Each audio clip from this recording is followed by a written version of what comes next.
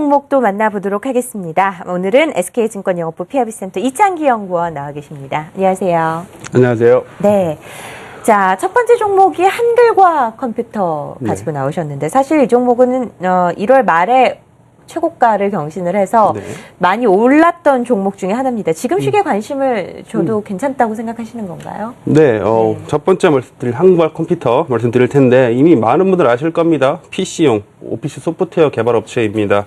아래 한글이라는 프로그램은 더욱 잘 알려져 있고요. 말씀하신 대로 작년 9월부터 사실 올라왔습니다. 계속 지속적인 성장, 주가 계속 올라오고 있는데요. 이런 부분들 올라오다 보니까 많은 분들이 여기서 관심을 가져야 되는지에 대한 여부 굉장히 궁금하실 거라고 생각을 합니다. 어느 게 보니까 시총으로 봐도 3,500억짜리가 5,300억이면 굉장히 많이 올라온 거죠.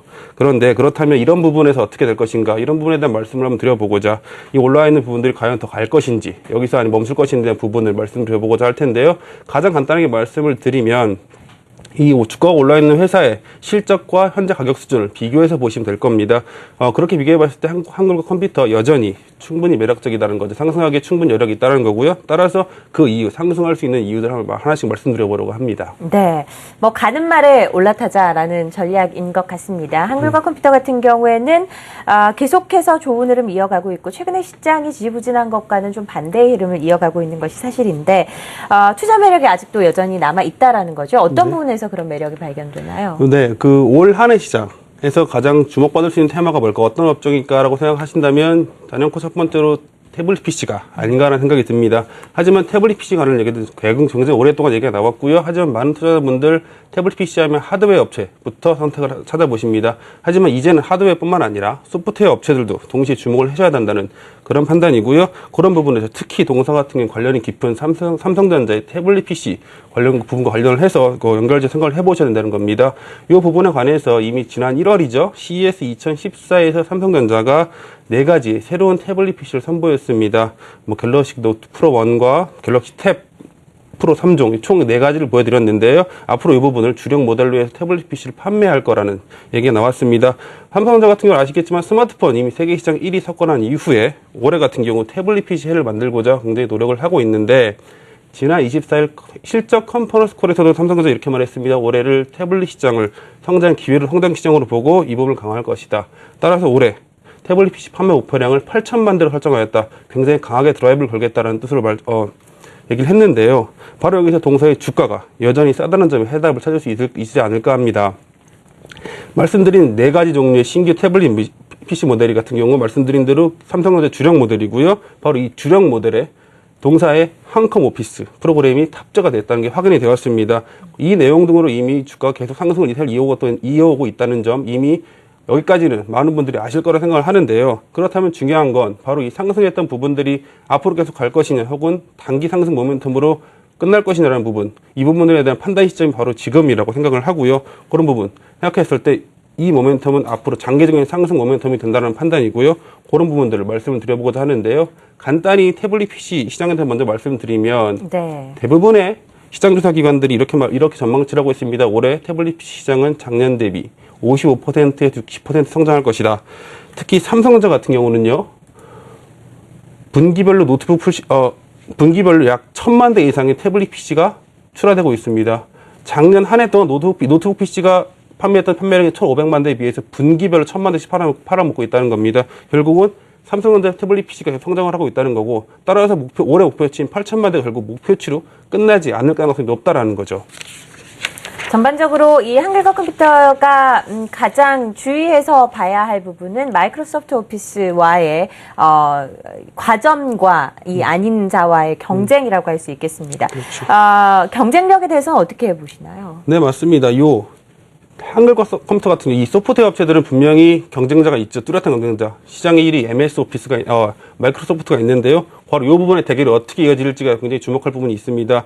기존의 PC가 아시겠지만 윈도우를 기반으로 하는 윈도우라는 운영 체제를 기반으로 하는 그런 기반이기 때문에 대부분의 소프트웨어들을 만약에 이걸 그대로 태블릿 PC로 가져간다고 하면, 그렇다면 굉장히 기존 소프트웨어들이 그대로 이용될 수 있는 장점 분명히 있습니다.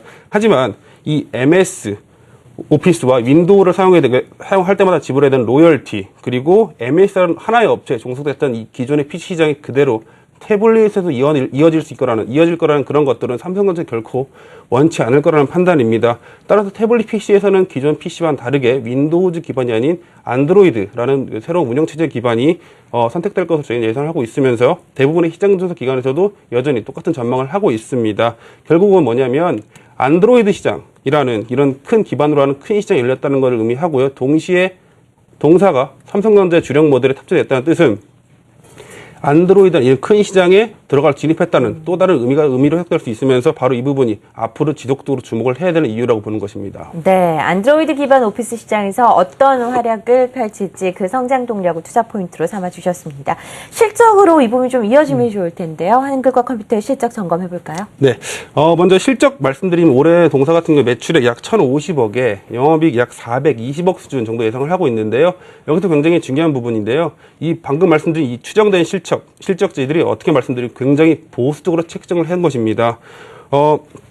동사의 모바일 오피스 프로그램이 이 삼성의 주력 태블릿 PC 모델에 탑재됐다. 근데 그 목표가 올해 전체 태블릿 PC 목표가 8천만 대다. 그 중에서 주력 PC는 약 3천만 대에서 5천만 대 수준으로 저희는 예상을 하고 있는데요. 아까 좀 전에 말씀드린 매출 추정치, 영업이익 추정치는 이 태블릿 PC를 3천만 대도 아니고 5천만 대도 아니고 2천만 수준으로 놓고 산출을 해보는 것입니다. 그렇다면 태블릿 PC 한 대당 1,000원 정도의 매출이 발생한다고 하는데 삼성의 태블릿 PC가 만약에 작년 수준, 아까 제가 분기당 1,000만 대라고 말씀드렸는데 그렇다면 총 4천만 대 수준, 그 수준까지만 판매가 된다고 쳐더라도 이 보수적 추정치에서 굉장히 매출이 늘어난다는 거죠. 매출이 늘어난다는 건 실제로 이 실적 증가 속도가 예상했던 것보다 훨씬 더 많이 늘어날 수 있다는 얘기고요. 그런데 이 재밌는 게 이 업종 특성이 여기서 또 분명히 해보셔야 되는데 이 소프트웨어 업종 특성이 일단 매출이 시작이 되면 인건비 같은 이 고정비를 빼면 추가적인 원가 부담이 없다라는 거죠. 보수적 추정치의 영업이익이 늘어나는데 매출이 늘어나는데 비용이 빠질 수 있는 부분이 많지 않다. 그렇다면 이익의 증가 속도가 굉장히 크다라는 거죠. 이익의 증가 속도가 크다. 또 하나가 소프트웨어 산업의 PER이 높다라는 거죠. 그렇기 때문에 이익의 증가 속도와 밸류에이션 면이 같이 존재할 수 있다는 그런 결론이 나온다는 거죠. 따라서 지금 수준의 주가 결코 비싸지 않다라는 결론을 할 수 있고요. 여기다 정리해서 말씀드리면 이 보수적인 추정치만으로도 이미 실적 개선세가 확실한데 이거는 말씀드린 보수적이라는 거죠. 실제로 그 이상이 나타나게 된다면 역시 추가로 기대할 수 있는 부분이 있다. 따라서 지금도 여전히 매력적이라는 그런 결론을 내릴 수 있게 되는 겁니다. 네, 삼성전자 태블릿 PC 관련 수혜 외에 또 다른 투자 포인트가 있다면 어떤 부분을 좀 눈여겨봐야 될까요? 네, 동사의 원래 기존 사업 부분을 좀 말씀을 드릴 것 같은데 원래는 PC용 오피스 제품을 판매하는 회사였습니다. 원래 이 부분이 굉장히 좋은 환경에 추가적으로 변하고 있다는 사실에 역시 또 하나 주목을 하셔야 될 텐데요. 이 동사의 주력 제품인 한코 오피스 같은 경우 동사의 확실한 캐시카우 역할을 하고 있습니다. 그런데 이 재밌는 게 이 한코 오피스 같은 경우는 가격 탄력성이 굉장히 비탄력적입니다. 이 말은 무슨 뜻이냐면 가격이 올라도 수요가 주는 현상이 굉장히 적다. 가격과 상관없이 수요는 계속적으로 나올 수밖에 없다는 말씀인데요. 예를 들면 관공서나 대부분의 정보기관들은 동사의 프로그램인 아래 한글을 기반으로 작업을 하고 있습니다. 그렇기 때문에 가격이 올라도 동사 한코 오피스에 대한 수요를 줄이지 못하는 거죠. 오히려 이 학교 PC 교육이 증가되면서 교육용 한코 오피스가 계속 늘어나고 있다는 오히려 그런 긍정적인 소식이 엎어지고 있고요. 거기다가 한코 오피스 2014 최신 버전이 전 버전 대비해서 가격이 올라왔다는 거죠. 가격 비탄력적인 거 분명히 있는데 거기에 가격이 올라갔다. 그렇다면 매출액은 점점 더 늘어날 것이라는 전망을 할 수 있는 겁니다. 따라서 이런 PC와 모바일 쪽에서도 두 시장이 모두 올해 동사의 선전이 기대할 수 있다는 부분, 따라서 지금 집거 수준 결코 비싸지 않다라는 거죠. 따라서 진입하기 어렵다, 진입을 못하겠다고 판단하시는 시기는 조금은 그런 부분 걱정 안 하셔도 될 거라는 생각입니다. 따라서 이 매매 전략까지도 같이 좀 말씀을 드려볼 텐데요. 매매 전략 오늘 굉장히 나쁘지 않은 흐름 보여줬는데 매수가 22,500원에서 23,000원까지 그 가격대에서 분할 매수하시고요. 목표가 같은 경우는 장기적인 관점이죠. 계속 말씀드린 대로 이런 흐름도 이루어진다면 짧은 호흡보다는 긴 호흡으로 가시는 게 좀 맞다. 장기적인 관점으로 진입하시면 일단 좋다는 판단이고 그래도 일단 1차 목표가는 28,000원 수준, 손절가는 25,000원 정도 수준을 제시를 해드리겠습니다. 기관이 한 일주일에서 8일 정도 계속해서 매수세를 유입시키고 있는 종목인데요. 오늘은 또 외국인들의 매수세까지 유입된 한글과 컴퓨터입니다. 목표가를 좀 장기적으로 길게 잡아서 보시는 것 같아요. 최고가가 최근에 23,600원 정도였거든요. 목표가 28,000원으로 제시를 하셨고요. 손절가 시가 25,500원으로 말씀해 주셨습니다. 첫 번째 종목으로 한글과 컴퓨터 만나봤습니다. 두 번째 종목도 확인해 볼 텐데 어떤 종목인지 좀 소개해 주실까요? 두 번째 종목 바텍 가져왔습니다. 네. 말씀드린 바텍 종목 1992년에 설립하고 2006년에 상장한 업체고요. 쉽게 말하면 치과용 엑스레이 기계를 만든다고 생각하시면 됩니다. 우리가 치과에 가서 어떤 엑스레이를 찍게 되면 그 기계를 만드는 업체라고 생각하시면 되고요. 굉장히 실적도 그렇고요. 재무구조도 굉장히 우량한 업체입니다. 선정한 배경도 같이 말씀을 드려보겠습니다. 동사 선정한 배경, 최근의 흐름들과 좀 관련이 깊은데요. 그런 부분에서 주가가 올라가는 과정에 있어서 어떤 갑자기 주가가 꺾이기 시작하면서 하락세로 돌아서게 됐죠. 왜 그러냐면 최근에 기관과 외국인들이 공매도라는 새로운 전략을 이용해서 주가를 떨어뜨리는데, 그런데 이런 부분이 적용되지 않는 업종들, 그런 종목들이 바로 뭐냐? 실적과 매출, 실적입니다. 매출과 ROE가 계속 올라가는 업종들, 그런 부분에서는 이런 전략들을 써먹지 못하고 있는데, 그런 업종들이 결제와 의료 장비 업종입니다. 그 중에서 첫 번째로 오늘 의료 장비 업종 말씀드릴 거고요. 그 중에서도 매출이 지속도 나올 수 있다고 기대할 수 있는 부분, 그런 부분에 해당하는 종목인 바텍이라는 걸 선정을 했고요.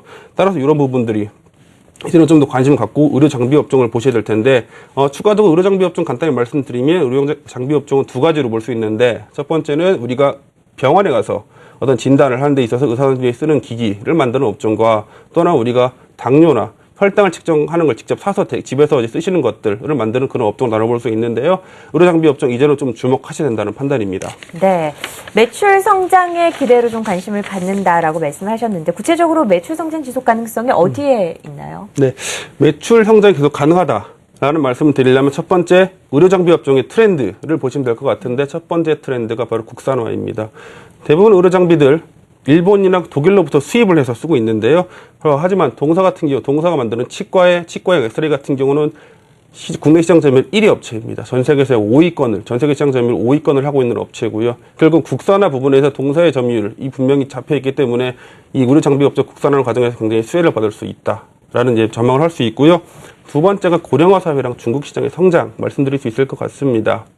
이 고령화 사회, 제가 계속 제약주 계속 나올 때마다 추천을 말씀을 드리고 있는데, 그 근거가 고령화 사회로 진입이었습니다.